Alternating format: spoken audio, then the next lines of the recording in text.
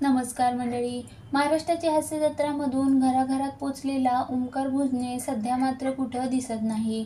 नक्की काय करतोय ओंकार? चला तर मग जाणून घेऊया. महाराष्ट्राची हास्य जत्रा हा छोट्या पडद्यावरील लोकप्रिय आणि प्रेक्षकांच्या मनात घर केलेला कॉमेडी शो. या शोमुळे ओंकार भुजनेला प्रसिद्धी मिळाली. कॉमेडीचं अचूक टायमिंग साधत आणि टॅलेंटच्या जोरावर ओंकारने त्याची जागा निर्माण केली. महाराष्ट्राची हास्य जत्रामधून घराघरात पोचलेला ओंकार भुजने सध्या मात्र कुठं दिसत नाही. नक्की काय करतोय ओंकार? चला तर मग जाणून घेऊया. महाराष्ट्राची हास्य जत्रामधून एक्झिट घेतल्यानंतर ओंकार हसताना हसायलाच पाहिजे या शोमध्ये दिसला होता. पण सध्या तो अभिनय सोडून वेगळंच काम करत आहे. ओंकारची पावलं त्याचं गाव चिपळूणकडे वळली आहे. त्याची चिपळूणमध्ये स्वच्छता दूत म्हणून नेमणूक झाली आहे.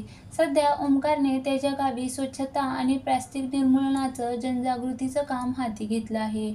प्लास्टिक आणि कचरा संकलन मोहिमेचा शुभारंभ ओंकारच्या हस्ते करण्यात आला.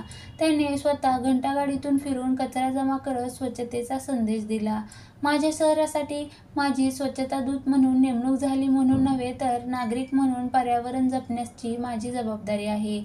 गावाभर असलेल्यांनी सुद्धा या मोहिमेत सहभागी होणं गरजेचं आहे.